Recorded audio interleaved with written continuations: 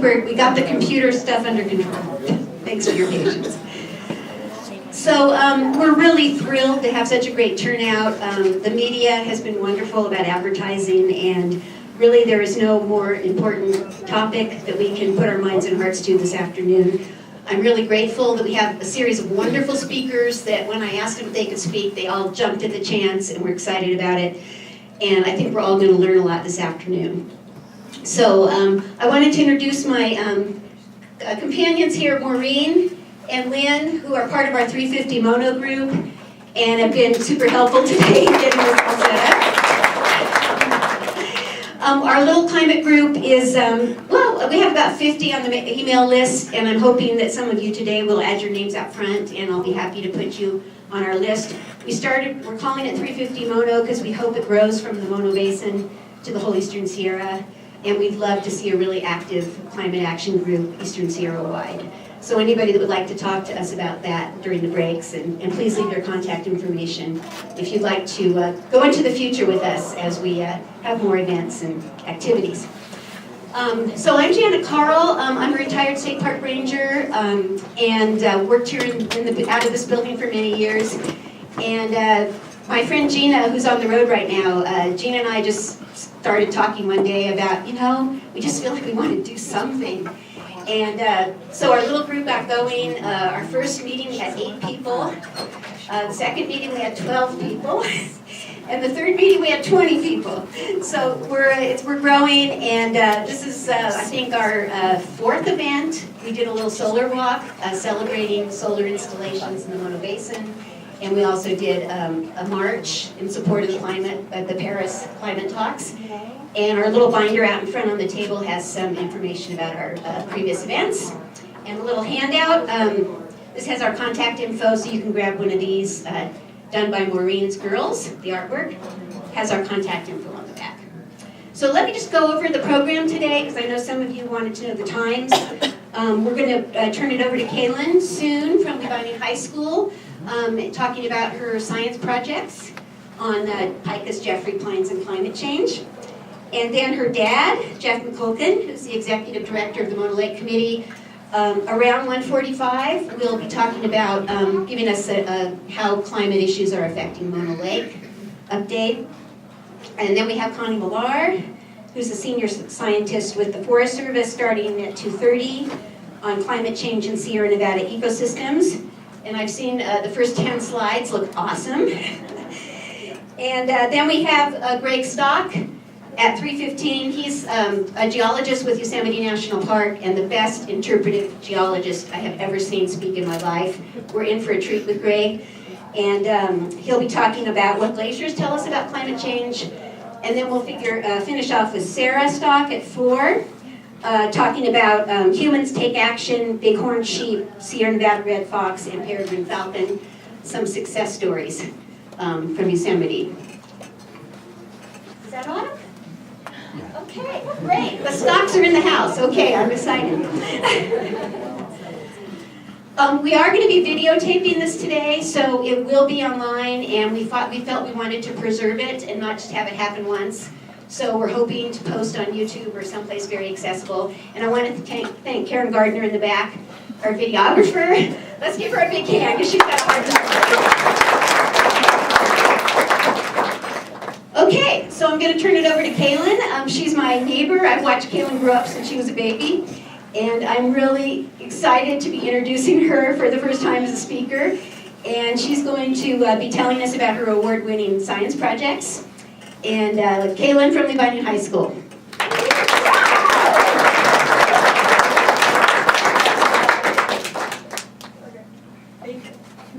So hi everybody, I'm Caelen, and today I'm going to be talking about my 2 science fair projects I did in the last 2 years.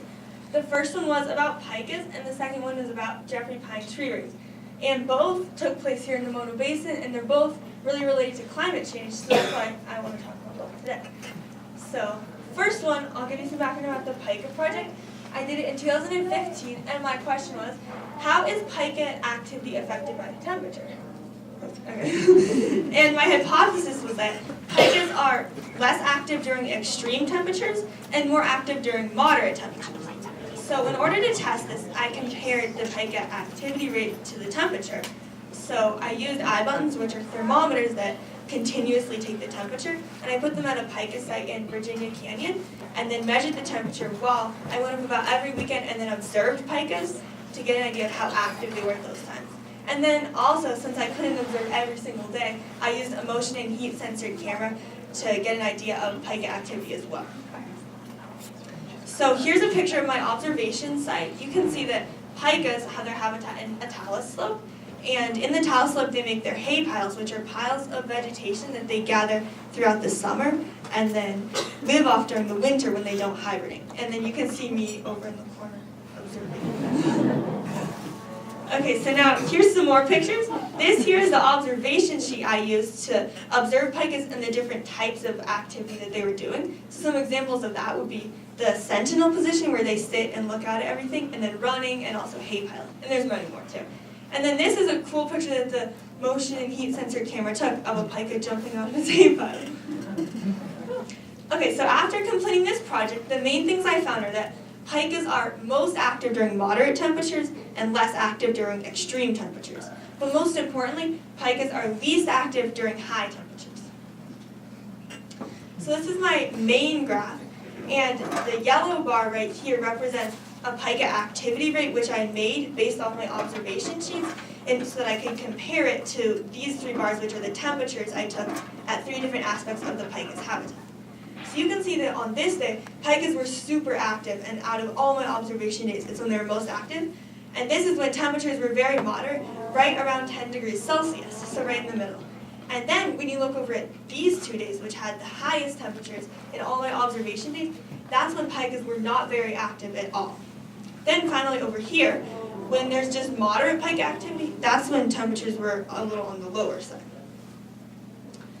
So now this graph zooms in on just one day, and it really demonstrates that when it gets hot, pikas are not very active at all. So this graph uses data from the motion and heat sensored camera, and I use that to judge pika activity because every time a pika moves, it will trigger the camera. So the yellow dot means that the pika moved once and then the camera took one picture, the orange dot means 3 pictures, and the red dot means 4 pictures. And then these lines represent the temperature throughout the day. So in the morning, it was pretty cold and there wasn't a lot of pika activity, but then as the day progresses, temperatures rise, and there's a ton of pika activity, right when the temperature is in between 10 and 15 degrees Celsius. So that just shows, again, that the pikas are most active during moderate temperatures. So then the temperature rises again, and the pikas are gone, and they're not active again until the temperature falls back below 15 degrees Celsius. So that just really emphasizes the point that when temperatures are high, pikas are not active at all. So, let me go back. Okay, so on this graph, you may be wondering that 27 degrees Celsius, that isn't really that hot. It's only about 80 degrees Fahrenheit. But the important thing is that for pikas, that is really hot, because pikas are built to withstand the cold, not the heat. So when it gets really hot for them, unlike other animals that would just sweat or pant to cool themselves down, pikas are forced to go back into the talus matrix where it's cooler, instead of just cooling themselves down. So that's why, another reason why this graph is not active. So, after learning this interesting information about pikas, I thought about how pika is going to be changed as our climate grows warmer because of climate change. So pikas are just one example of an alpine species that are going to be forced to change and adapt as our climate grows warmer because they're so sensitive to heat. So the reason you might think that pikas are really sensitive to heat, so when it gets hot, they're just going to stay out and overheat and maybe die. But the reason is actually a little more complicated than that. And it starts out that the whole summer pikas need to be hay piling. You can see a pika hay piling here, in order to save up enough food to survive the winter because they don't hibernate. And then, when it gets too hot for the pikas, they're really smart animals and they're not just going to let themselves overheat, so they go into the talus matrix where it's cooler and more protected. But there's one big problem with this. The more time pikas are forced to spend confined in the talus matrix because of the dangerously high temperatures outside, means the less time they have to hay pile, and the harder and harder it becomes for them to survive the coming winter. So, climate change affects pikas not during the time when it's most hot for them, but during the time when they need to have food. I'm going to move over to my next science fair project, which was about Jeffrey pine tree cores and drought in the Mono Basin. So this one's also related to climate change, but in a different way. So this is the project I did this year, and my question was, do Jeffrey pine tree rings accurately trace the history of wet and dry years in the Mono Basin? And my hypothesis was that most of the time, tree rings do trace past climate, but tree growth is occasionally overpowered by other factors. So here's some pictures of me coring Jeffrey pines to get my data. You can see I cored in all different conditions. Then here is a picture of a Jeffrey pine tree core. And you can see the different rings on it represent how much the tree grew every year. And when you see the different sizes, that shows that a tree grew more in a year with a bigger ring and less in a year with a smaller ring. So that was the main type of data I used in my project, ring width, in order to show how much the tree grew that year. So my procedure for this project was, first I took 68 Jeffrey pine tree core samples from 3 main sites in the Mono Basin. And then, thank you to Dr. Connie Millar, I went to the lab in Albany and I got to actually measure the ring widths of the trees in the lab, which was really cool. And then finally, I compared the ring widths to precipitation data in order to analyze the correlation between the two.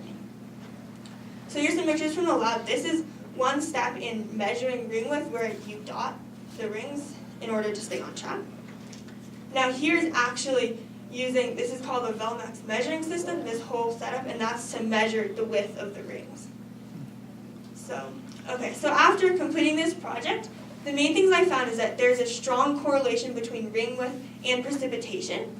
So this shows that these two follow the same pattern. When ring width is above average, then precipitation is above average as well. And then when ring width falls back below, precipitation also fell back below.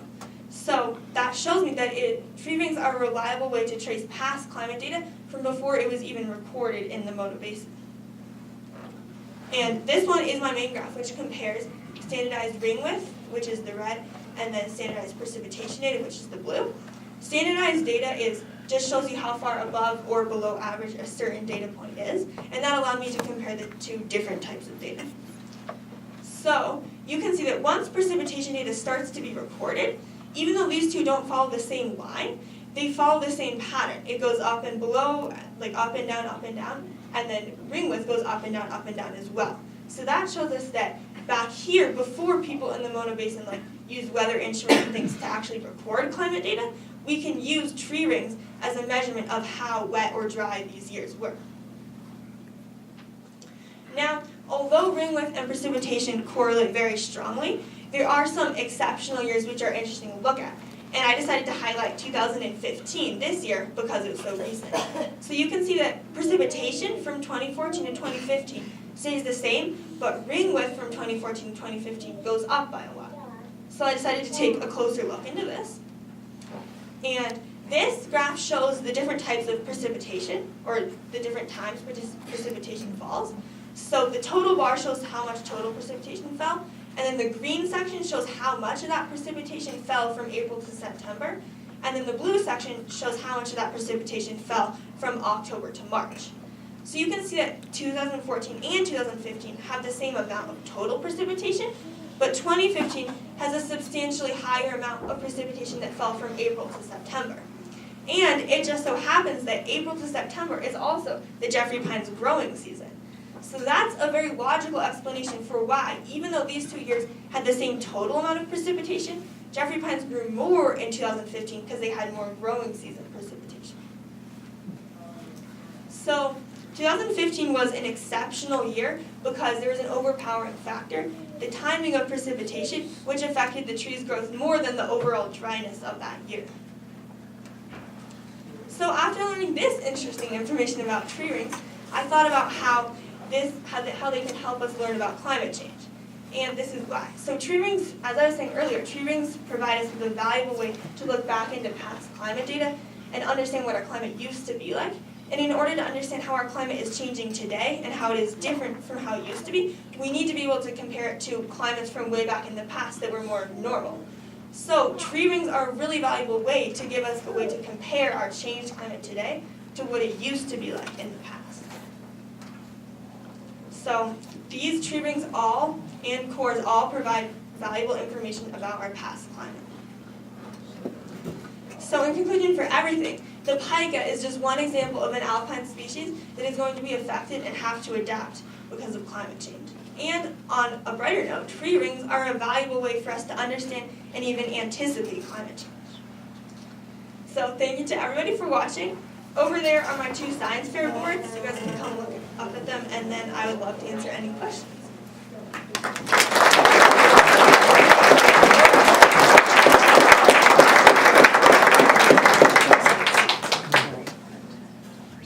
Does anybody have a burning question for Caelen right now?